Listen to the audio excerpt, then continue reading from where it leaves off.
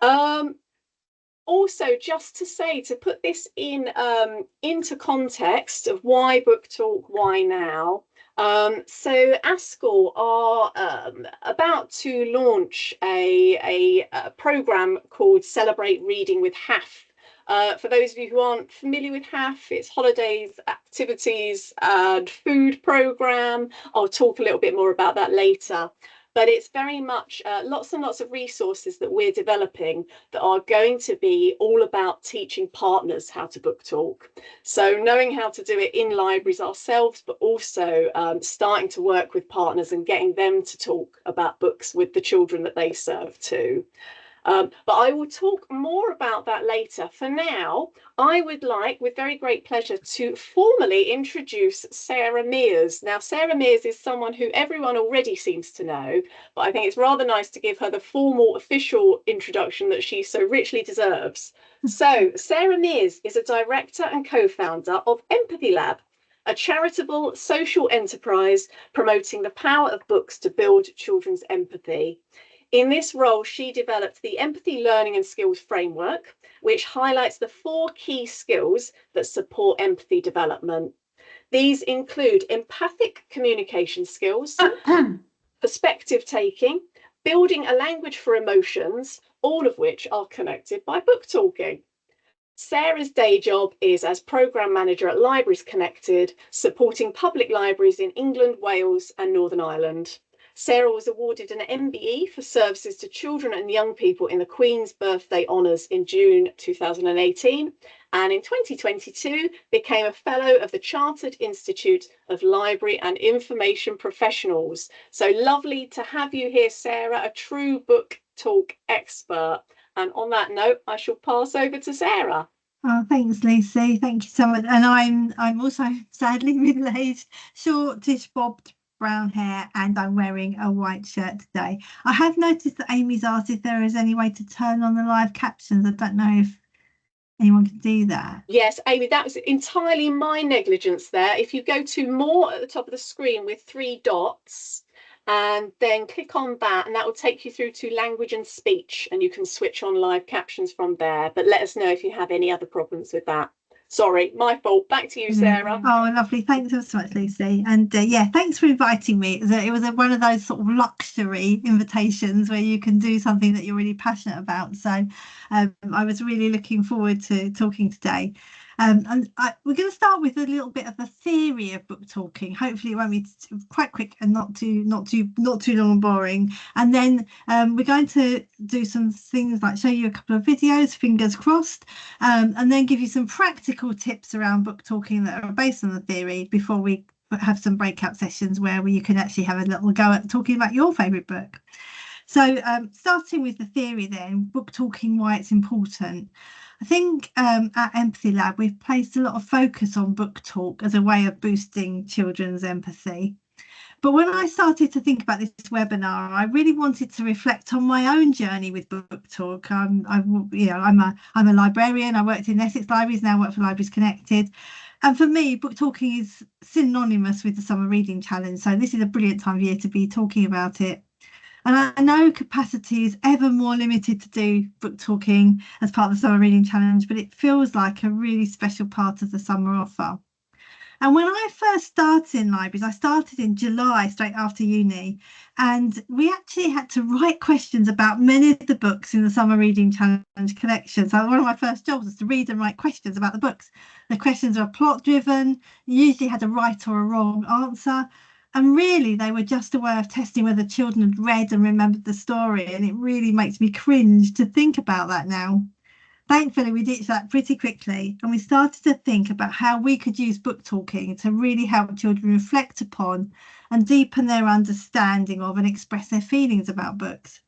So we started using tools like emotions fans. I don't know if you've ever seen those. You can get them plastic fans with happy, sad, scared, excited faces. They're quite a blunt instrument, but they're better than nothing. And children were able to select the emotion that most express their feeling about a book, although recognising those are not always appropriate for neurodivergent children. But we also created a set of generic questions that library staff and volunteers could use to talk to children in a way that helped them express their opinions. And eventually we turned book talking around and we developed a list of book talking topics on cards that children could choose. And the cards said things like, I'd like to talk about a character in my book, or I'd like to talk about the ending. And it was all about trying to get the conversation to be more led by the child. Of course, that doesn't always work. You still get the children who are unwilling or nervous to talk. But these kind of tools do help to give children something to develop their thinking. But I think my most memorable book talking experience during the Summer Reading Challenge came when I was doing a stint in a small community library in quite a deprived area of Essex. And a tiny, tiny girl bounced in with her dad. And she thrust a picture book at me, opened the page she wanted to talk about, showed me what was happening on the page, told me how this predicted what would happen later in the story. And then she had started asking me questions about what I thought about the story.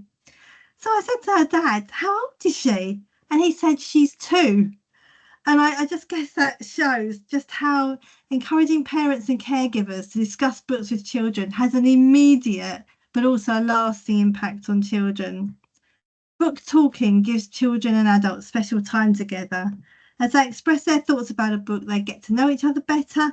And as children describe their feelings about books with a trusted adult, they learn to articulate their ideas and their emotions. Through careful use of discussion, adults can deepen children's understanding. Talking about books can also help extend children's vocabulary, especially their language for emotion and feelings. But it's the quality of the talk that makes all the difference.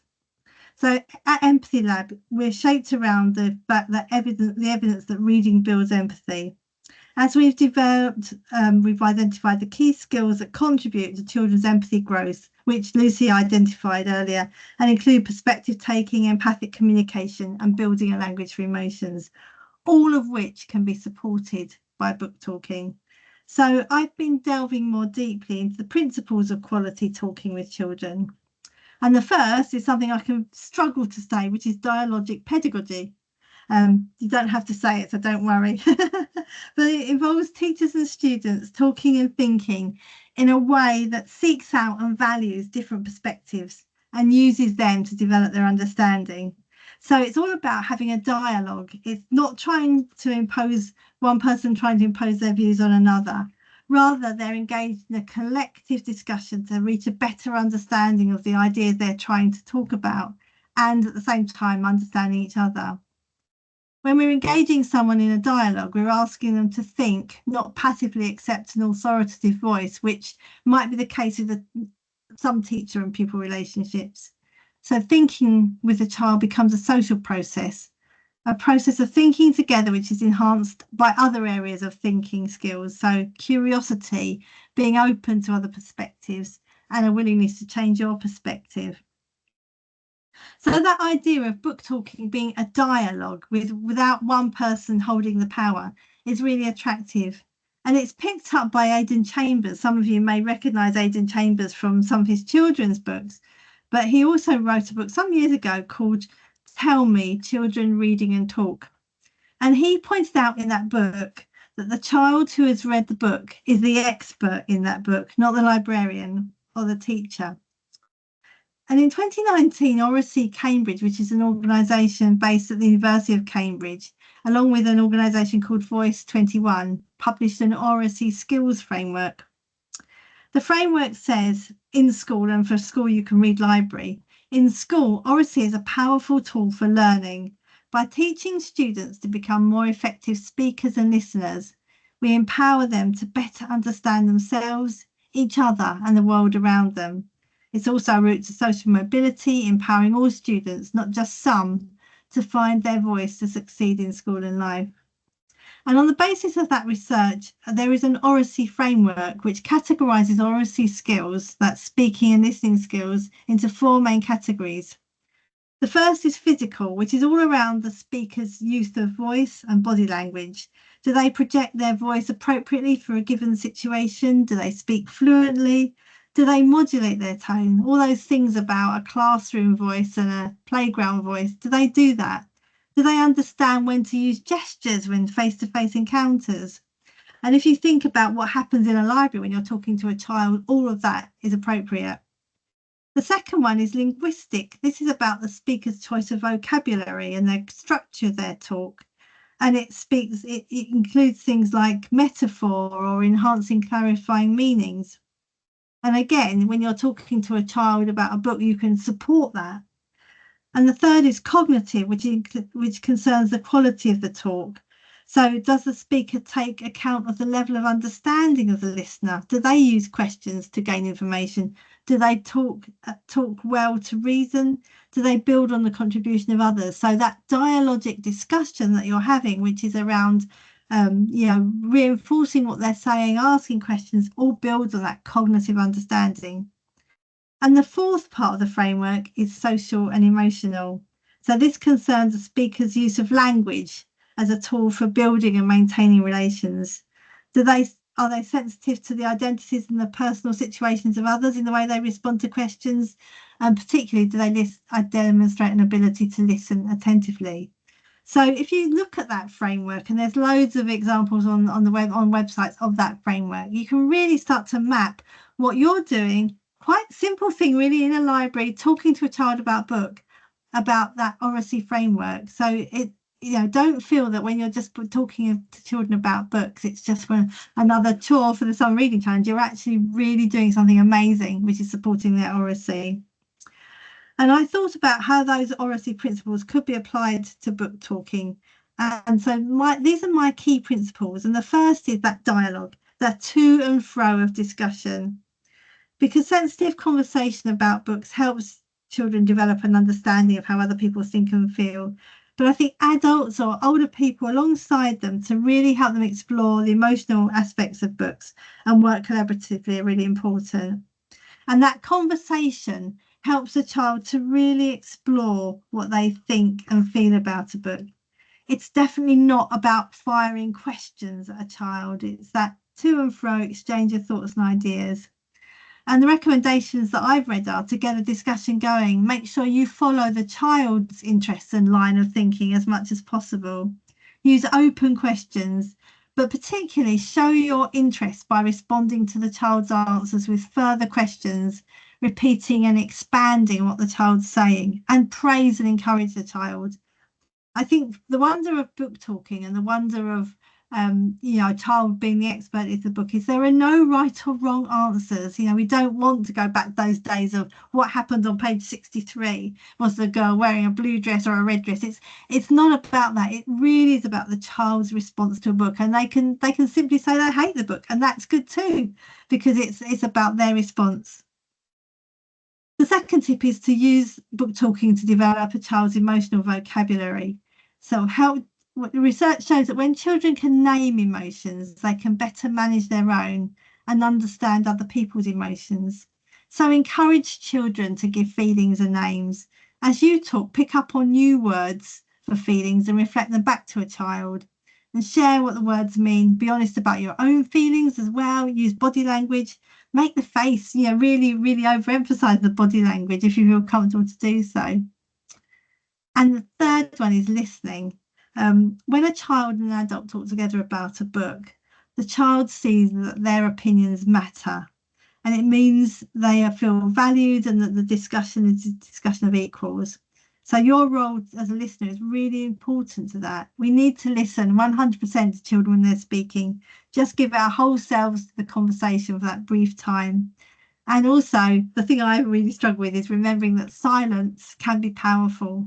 Give children time to really think about their answers, and sometimes it can be a long and excruciating silence, but just let them have the time to develop their ideas. One of the books that we really love in Empathy Lab is one by someone called Margot Sunderland, and she's written a book called Using Storytelling as a Therapeutic Tool with Children, How to Listen as a Child Speaks to You Through Story.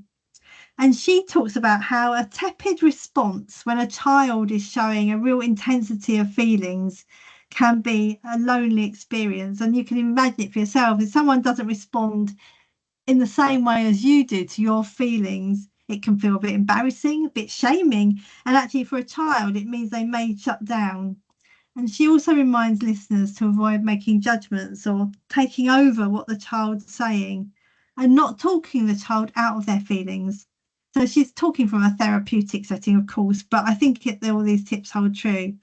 For example, if a child says it's sad and the listener says, yeah, but it has a happy ending, it reduces the validity of the child's feelings. And the fourth thing is to keep your discussion within the story. We place a lot of emphasis on empathy in Empathy Lab on character. And this is because research shows when we identify with characters in books, we're practicing empathy skills that we can apply to real life situations. So it's great to really deepen children's thinking about character by keeping the questions within the story and about the characters. But there is another reason for doing this, which is about keeping discussion carefully within the boundaries of the story, keeping the children safe. It's much safer to ask children what they would do if they were the characters than to ask them, has something like this ever happened to you? Questions which jerk children back into real life can make them feel uncomfortable or exposed, and they'll make those connections for themselves. Margot Sunderland talks about metaphorical language, talking about books and story, in keeping it in with the story, and literal language. And she says, follow the child. So if the child says, I did that once, or my friend that happened to my friend, that's fine. You're following the child's lead, but don't ask them, did something like that ever happen to you, or do you know someone like that? And finally, the principle of staying within the story is also picked up by the reading framework published by the DFE last summer, because they highlighted how staying within the story also enhances reading for pleasure. They describe how coming out of a story can break a spell and prevent the listener from becoming absorbed. And if we want to inspire reading for pleasure, it's great to stay within the story. And they highlighted 2 questions that a teacher might ask or a librarian might ask. The first is, how does Joseph feel now he hears claws beginning to climb the tree behind him? And the second way of asking that question, how does the author show that Joseph is afraid? Find the words and phrases that show this. And you can hear for yourself, it's the same question, but actually the first one is all about keeping those children in the world of the story, sharing Joseph's feelings of terror. Whereas the second one, they're detached, they're being pulled out of the story. So later in the webinar, we'll be looking at some more practical tips and ideas for discussion openers for you. But for now, I'll hand you back to Lucy. Oh, thank you so much, Sarah. And there was loads there that's really thought-provoking. I think for me, one of the greatest joys of book talk is just that simple gift of listening to someone and really paying attention to what they're saying, because that can make you feel so valued. And books are just a wonderful, safe sort of place to do that, aren't they? So what I'm going to do now, folks, is just share with you Askell's Celebrate Reading with Half Pack. So this relates to what I talked about at the start, which is about not only mastering book talk ourselves in our libraries and making sure that we're doing it with children and young people, but also thinking about how we can be really powerful conduits in extending that skill out to our partners as well. So I'm going to share my screen. She says optimistically, Sarah Mears, if you could verbally confirm for me that you can see it, then I shall take that as a good sign that everyone can see it. It's coming. It's coming. We've just got. Oh, can we see anything? We've just got an image of us, sort of your actual screen that you're sharing rather than the PowerPoint slides. Oh, can you not see the PowerPoint slides here? No. That's strange. I can. What's going on? Some mysterious thing is going on here. Hang on, let's shut that one down. Sorry, folks. Bear with me. I'm going to stop sharing. Let's try accessing it again. I feel we need some lift hold music here. I can answer Angela's question while you're asking. She's asked about references to the books. Angela, I'll send the references over afterwards. So you'll on the next set of slides, there's an image of the titles, but I will send you the full references over.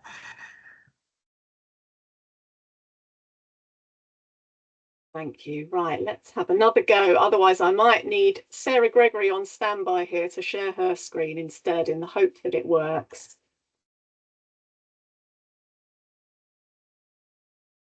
You're just sharing the actual Yeah, it's a screening. Oh, that's Right. Third, I think I might have solved it now, but if not, Sarah, I'm getting you on standby. Can everyone see this? yes. Yeah, just making me Hooray! go into See, slideshow. third time's the trick. Sorry about that, folks. Right, to get back on track, I'll just make my screen large. There we go. So just to talk you through what the Celebrate Reading with Half Pack is really quickly. Don't want to linger too long here because the focus of this training is very much about Book Talk itself and how you can be using that in your libraries. But just to give the broader picture, really. So Celebrate Reading with Half Pack is going to be coming out later on in the autumn. The focus is on building relationships with half providers. Don't worry if you don't know what the half program is, because I'm going to quickly whiz through that in a sec. Training those half providers in how to engage children with Book Talk.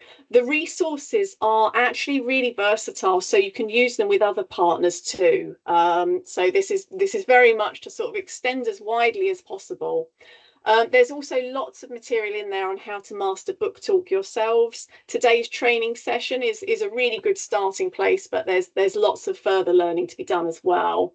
And of course, most importantly, this is all about increasing children's engagement with reading and libraries. So if there's anyone here who's not yet familiar with the holiday activities and food programme, here's a really quick whiz through. It's something the D of E introduced in 2018. Essentially what they are is free holiday clubs. And in these clubs, what children have access to is healthy food and also a range of physical and enriching activities. And it's the enriching activities, that's where libraries tend to come in. These sessions are mainly for children who are in receipt of FSM. Not solely though, there is a smaller allocation for those that don't receive free school meals. The activities are all about engaging and supporting children's development and also signposting to the right support services if required and getting children ready for the next school term. So far, I think the HAF programme has been a pretty good success in this country. In terms of how libraries are currently working with HAF providers, some library services do, others don't. And those that do tend to work with them in one of three ways. So either they're providing the enrichment side of things, often through reading related activities. They might operate as a venue. So they've got the HAF providers in the library, but the HAF providers are running all the sessions. Some libraries are even HAF providers themselves. So that is an option if you are interested in the future. So I'm not going to go too much into why Book Talk. That's very much Sarah's remit, and I'll leave that with Sarah. But just to explain why we started with HAF providers in particular, why HAF providers and why not other partners? Well, HAF providers are a really good place to start because they are often working with children and young people who would really especially benefit from this. These children also might not yet be library users, so not only is it a great way to get them involved in Book Talk, it's a fantastic opportunity to introduce them to everything your library offers as well. And in general, HAF providers are good partners to work with because they tend to be very well connected within their communities. So it could be that, you know, it's a good networking opportunity too. So in terms of the Celebrate with Reading pack, what we've got for those who aren't yet connected to their HAF provider, we've got a guide. So that tells you all about how to find your local HAF provider, how to build those relationships. And then if you are interested in becoming a HAF provider yourself, it's got some info on that. And then for those of you who already have those connections, we've got a variety of materials you can use to really sort of whet the appetite about this training. So there's a flyer that you can send out that tells them about the Celebrate Reading with HAF Pack, also tells them about how generally wonderful libraries are, because we should never stop shouting about that. There's a library activity sheet, so that's fully editable. You can share all the brilliant activities you already offer that are around Book Talk. And there's also a PowerPoint there, because often HAF providers network, so you can go along to their local events and share this information with them that way. Empathy Lab have put together a fabulous sample training program as well. So hopefully you're going to get HAF providers that are really keen to have a go with this. And then Empathy Lab have put together this training that talks them step by step through how to become expert book talkers with children. We've also got some materials on inspiration, so 11 HAF session ideas that you can run in your libraries, and advocacy, which is always a key part of this too. So there is an advocacy sheet you can use there with your heads of service to explain to them why this work is so important. And again, Empathy Lab have put together a great train the trainer pack. So that's fabulous for sharing this information more widely with your team and getting your team to understand why it matters as well. Now, this is very much the core of what this is all about. So these are the materials that you can pass along to your local HAF provider, or indeed to other partners when you get to that level where you want to extend the influence of Book Talk more widely. We've got 3 absolutely amazing training videos, which again, Empathy Lab have put together for us. And in a moment, I'm going to share 2 of those with you because they are just jam-packed full of fabulous book talk training, information, guidance, practical ideas. They really are a great resource. And we've also got book-focused activity ideas for HAF providers, again, put together for us by Empathy Lab, which have got sample questions to get you started, sample activity ideas. So lots of useful practical stuff there, and the inspiration for HAF sessions themselves. So just to conclude, what's going to happen next? These resources are being tested at the moment in North Tyneside and Sandwell libraries. They're going to feed back to us, their HAF providers are going to feed back to us, and then ASCL are just going to make sure that those resources are tweaked and as great as they can be to release to you guys in autumn. We've also got a couple of Book Talk training resources that are going up on the ASCL website this week. So your ASCL members will be notified about that, and we will make sure they get out to all of you. I'm going to stop sharing my screen there. Thank you very much for that whistle stop tour. That hopefully gives a little bit more context around the reason why we chose to do this training and make a start here. But for now, let's leave HAF provision to one side and return to Sarah Mears, who is going to talk us through some practical tips on book talking. So back to you, Sarah. Oh, thank you. Are you going to show the film after that? Oh, sorry. Yes. Thank you, Sarah. I've skipped ahead, folks. Actually, what I would like to do before we pass over to Sarah is share a couple of those films from the HAF training pack. Sarah Gregory, are you able to assist with that?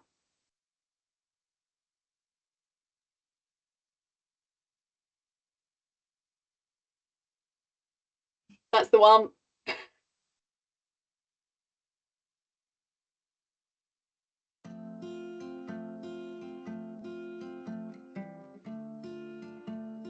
Hi, my name's John Biddle. I'm the English lead at Moorlands Primary Academy in Norfolk. I'm just here to talk about the importance of reading for pleasure.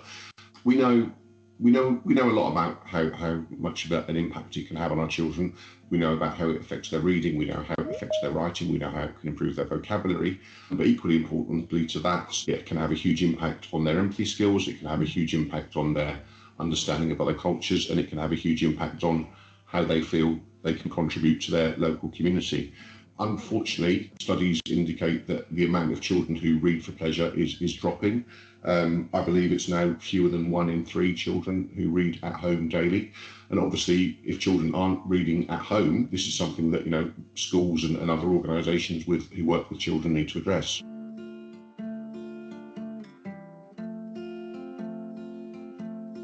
I mean, there are many ways to make reading fun and engaging. I'd just like to spend a couple of minutes just sharing a few ideas with you. First of all, talk to them about you as a reader. Talk to them about why you love reading. Talk to them about books you remember from when you were a child. This is the first book I ever remember reading, and I've shared this with children I've taught ever since. It's the kind of thing that will spark their interest. It's the kind of thing that will make them interested in learning more about you as a reader. And then you get to the point where perhaps they might want to recommend a book to you, or you might want to recommend a book to them. So yeah, book talk is absolutely essential. And over time, it will move from being adult-led to being child-initiated to being spontaneous. And that is something that we should be working towards. Something else that we do in my class, but this could be done in any type of organisation, is a reading scrapbook where children share their favourite books. They write about them, they illustrate them, they look at the front cover, they talk about other books that are similar that people would also enjoy. And as the year progresses, or as the holiday progresses, this is something that can build up into a really valuable recommendations tool. We have a mystery book as well that goes home with different children. The challenge is that the children need to read the mystery book and then write a sentence or two about it in a small exercise book that's hidden in here, then bring it back to school. And then the challenge is, can the book go around the whole class without this identity being revealed? The answer is usually no, it can't go more than about 3 or 4 people, but it's something that they really, really enjoy getting involved with. Obviously, if you're going to do an idea similar to this, make sure the book is something that's accessible, that a lot of the children can read. I've chosen, my most recent one is Swan Song by Jill Lewis. It's absolutely fantastic, but it's a book that can be read in just 1 or 2 evenings. We also have lots of recommendations in our classroom. This is something that can be easily adapted to other environments. Post-it notes, lots of post-it note recommendations on the front. Give the book a mark out of 10, a couple of sentences about why you like it, and you've got a ready-made reading recommendations resource. We're also huge fans of graphic novels. A lot of my class have made their own graphic novels over the past few months, over the past few years. This is the first book in the legendary Pork and Burple Pig and Turtle series. I think they're currently on about book 5. We photocopy these and they go around to other class members, and it's something that they really, really enjoy reading. There's lots and lots of other things that you can do. You can get them to create top 5 lists. Who are their top 5 villains in stories? Which top 5 settings do they enjoy reading the most? Do they have a favourite top 5 characters who wear red trousers, for example? And I think the other important thing that I really, really want to emphasise is how any reading can count as reading. It's not sitting there and ploughing your way through a novel that you're not particularly enjoying. It could be anything. Poetry is a huge one for us. It's something that can be done easily. Children can dip in, they can read a poem with a friend, they can perform the poem, it can be shared with other children. It's a really, really accessible way into books and into reading. As I mentioned earlier, graphic novels have exploded in popularity over the past few years. There are so many series out there for children from reception all the way through Key Stage 2, Key Stage 3, Key Stage 4. And it's a way that really engages readers in a format that perhaps not many other books do. Magazines, fantastic magazines. There are some brilliant ones that you can subscribe to.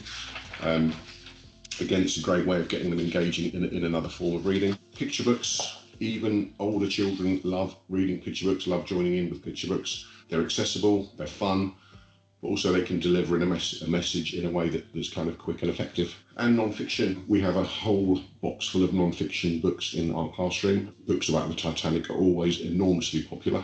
But again, it's a way that they can sit there with a friend, they can sit on the cushions, they can sit on the beanbags, they can share the book, they can talk about the book together, they can dip into it. They don't have to read the whole book from cover to cover, and then they can put it back and talk about what they've actually discussed. I think as people who work with children, I think we are professionally obliged to develop that love of reading. We know the impact that it has. We know how important it is. But I think there's also a moral obligation as well. I think of all the things that we do as adults who work with children, I think encouraging that love of reading is probably one of the most important.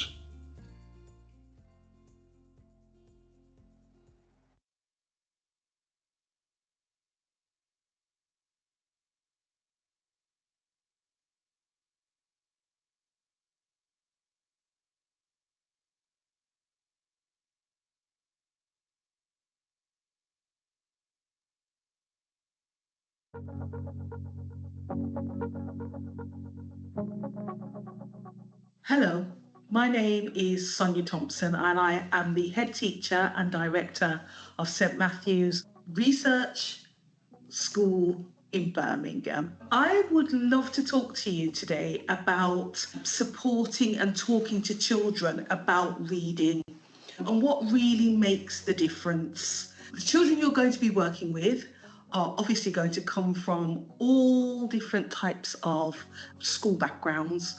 And for some of them, the opportunity to sit with another adult and to read and be supported to develop their love of reading is going to be a really positive thing. We know that the research tells us that children who read for pleasure do well across the curriculum, and your role as someone who's going to be working with children is really, really important in supporting that process.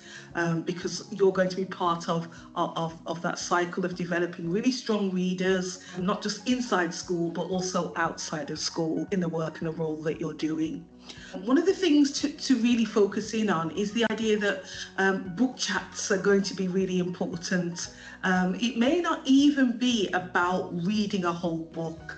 You may well build the relationship with the child around reading through just using the pictures, through talking about the illustrations, through making the connections, through getting the child that you're working with to share their views and share their ideas about what they're reading. And it may well spark some joy, it may spark something that makes them really sad. And that's all going to be great because it will give you opportunities to share thoughts and feelings. And as I said, make those really strong connections.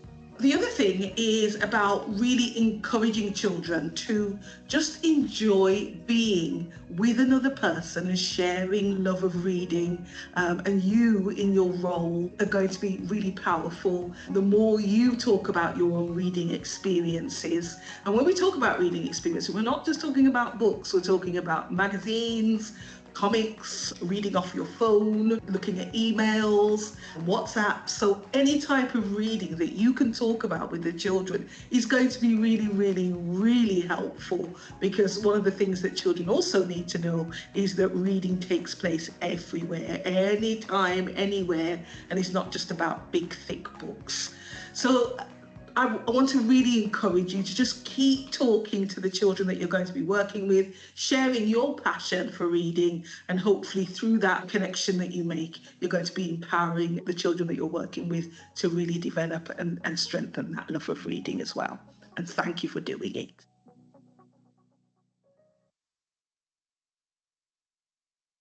Thank you for that. I hope everyone was able to see those videos clearly. I was having a few issues down here, but hopefully that was just me in deepest rural Devon. We will be sharing them afterwards as well if anyone was unable to see them. Right, so now I will hand over to you, Sarah, this time. Sarah is going to share some practical tips on how to book talk. Thank you.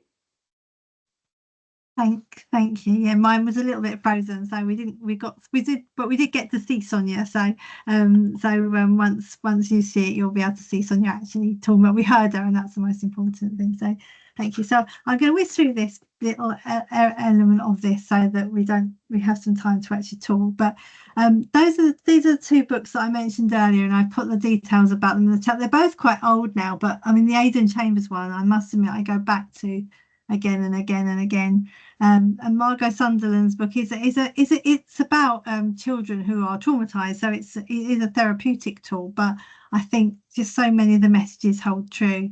It's worth a read, and they're both really readable as well. Right, so I just went through some key principles in the last bit of the session where I talked about listening, keeping the story, developing emotional vocabulary, and that to and fro dialogue. So I've turned that into some top tips for book talking now, and I thought I'd just share those with you.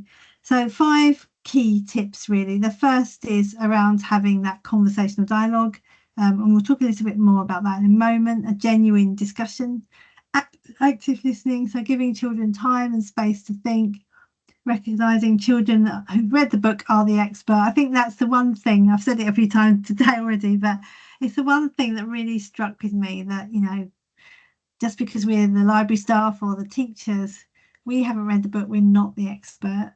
And provide praise and encouragement for children's participation. Then that thing around focus on character, keeping discussions safely within the story so children don't have to expose what they don't want to expose. Use discussion about character, help children understand emotions and behaviours. And finally, the good questions, using phrases like I wonder, I'm thinking, telling children not to give away the ending, helping them understand about spoiler alerts, and building a language for emotion, responding to children's words by expanding and adding on their new emotional vocabulary. It's not about testing children. Going back to what I said right at the beginning, you know, this isn't about testing whether children read the book. This is about them having an equal discussion to really build their understanding of books, of themselves at the same time. And you don't have to have read the books. That's really important. I think, particularly if you're talking to HAP providers who might think, oh my God, I can't read all these books. You don't have to. That's the beauty of this. And we're going to give you some generic questions that you can choose to ask the children, or just have a very loose discussion with them, recognise them as the experts, and focus on conversational dialogue. So just really repeating what I've already said, but follow up the child's answers with further questions, repeat and expand upon a child's response. So if a child says it was a bit sad, you can say, was it very sad? Was it heartbreaking? Start to build up all those emotional words. Rephrase the child's response to check your understanding and help them express their ideas. So, oh, I see. Did you mean blah, blah, blah? And, you know, help check your understanding. Answer children's questions. So if they don't understand something as you're talking about books, explain it to them. And then connect one idea to the other. So you can say, oh, that's like when you said earlier, X happened. I can understand why that did now because of this and what you've just said. So we've put together a pack of question suggestions to help you, but really we want questions that are inclusive, allowing you and the child to think together, and using openers like I'm wondering, I'm thinking about, and tell me are brilliant. And the reason for that is from Aidan Chambers' book. This is a great bit in the book. He says, on the whole, it's easier to put children off talking than it is to get them started. And one of the most off-putting words is the interrogative why. And he says, early on in our tell me work, the tell me work is what led to the book, we learned to ban why from our vocabulary. I like this book a lot, a child would say. The teacher would reply, did you? Why? And that answer would very often be met with a sigh or a look of pain or shrugged shoulders or a puzzled frown. Certainly a visible loss of enthusiasm. And if you've ever done book talking for some reading challenge and used why, and I'm sure I have many occasions, you'll recognise that. He goes on to say, what is the trouble with why? Most obviously, it sounds aggressive, threatening, oppositional, examinational, but it's also a catch-all question. It's too big for a child to answer all at once. No one can explain in a couple of sentences why they liked or disliked a book. And that's often the reason why children will use a shorthand catch-all to reply. So they'll say, it was good, it was boring, it was fine. So the word using something like tell me suggests a desire to actually be a collaborator, indicating that the teacher and the librarian really does want to know what the child thinks. And it anticipates a kind of dialogue rather than interrogation. The other reason for why is that it's just too much for a child. And actually, if you can find questions that help a child focus in on particular elements, that makes life a lot easier. So the key for you as a library person is to get that conversation going and show an interest in what children are saying. And you'll be doing a great job. And also your book talking skills will help with adults too. And I think children, if you know, children just love being able to share some special time with an adult, and books are a great way through that. So here are some example questions, and these are, you may have others that you use. I think as you go through this, you'll tend to pick on some that you'll use again and again because they're the ones you feel comfortable with. But tell me what attracted you to the book. I'm wondering, was it what you expected? Are there any characters you'd really like to meet? I wonder how it would feel to stand in X's shoes. If you only had 3 words, were there any characters you empathise with? And that, again, that's one you'd use if children understood the word empathy, but you could substitute empathise for another word. And I noticed that when you talked about X character, you looked a bit puzzled or whatever. Tell me why that was. Tell me if you were surprised when the character did. I'm wondering how different characters felt in the same situation. So again, there are a lot in there that are about kind of honing to children's skills around character, but really focusing them in. It's not all that big catch-all, tell me why this happened. And then just before we go on to ourselves to have a little go at that, the UK Literacy Association, they also are focused on book talking. So if you look up UKLA, they do some work on book talking. And they got some ideas together around responding to a child's initial reflection. So, and I like these two particularly. So I like that idea because, so when a child says, I think it was because, you can say, I really like that idea because I think it felt X or Y from what you said. Or I agree because, and you could even say, oh, you could even try and say, oh, I'm not sure I saw that. I'm not sure I quite agree with that. Can you explain a bit about that, what you were thinking? So, you'll develop those for yourself, but it's all about kind of reinforcing, responding to children, just building that conversation. So I think that's the end of the slides, because what we'd really love you to do is have a go at book talking for yourselves. Now, this isn't a role play, and it's not going to be anything where you're going to get marked or scored. There are no right or wrong answers when you're role playing. Remember that if you've read the book, you're the expert in that book, and you're the expert in your feelings about that book. So nothing is out of bounds in terms of what you feel about a book or how you've interpreted it. But we'd love you to use maybe 2 or 3 of those questions and just have a go. I think we've got about 15 minutes, haven't we, Lucy, for book talking. So here are some questions from that list that we've chosen, or you can choose your own. And we're going to put you into groups of about 5 or 6 people. So we thought maybe if one of you might be brave enough to talk about your book, and for the others can ask the questions. But I know it's not a very artificial situation, and normally you'd be doing it on a one-to-one, but if you can try and have that kind of conversation about a book in that time so talk about one book. If you run out of things to say about one book, somebody else can share their book and have the same kind of conversation. Use these questions, think of your own, just remember those tell me and I'm wondering kind of words to make it as inclusive as possible. And share your own thoughts about the books. If you've read the book as well, that's brilliant too. So I think Sarah is going to put everyone into groups now. Yeah, are you ready? I'm going to pop you into 6 groups. It'll be 5 or 6 in each, and Lucy and Sarah and I will automatically be allocated as well, but don't worry, we're not there to watch over you. Okay, off you go.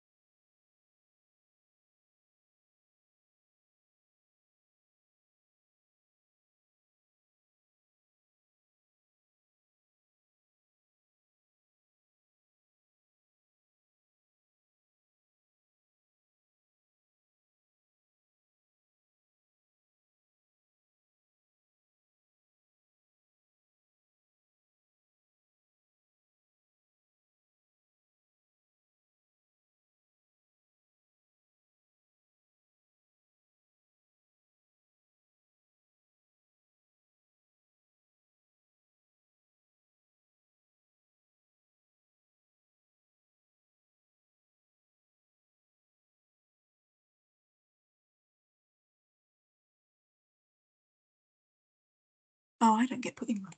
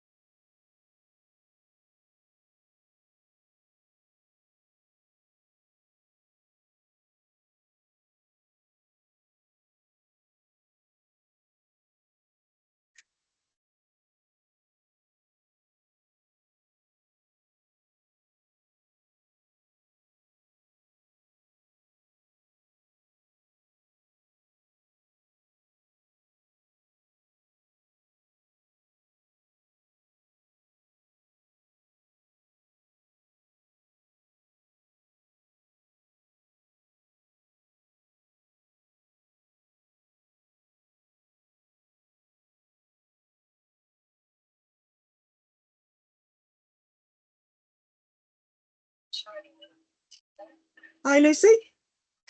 Hello. So the breakout room that I'm in didn't have the questions. They Oh, disappeared. which number is it? I don't know. I got thrown around from Hang on. different rooms. Are you still there? Yeah, I got the chats up earlier, then I can open it. Yes, I don't know. Are you able to? Yeah, I might be able to. Give me a chance. Okay.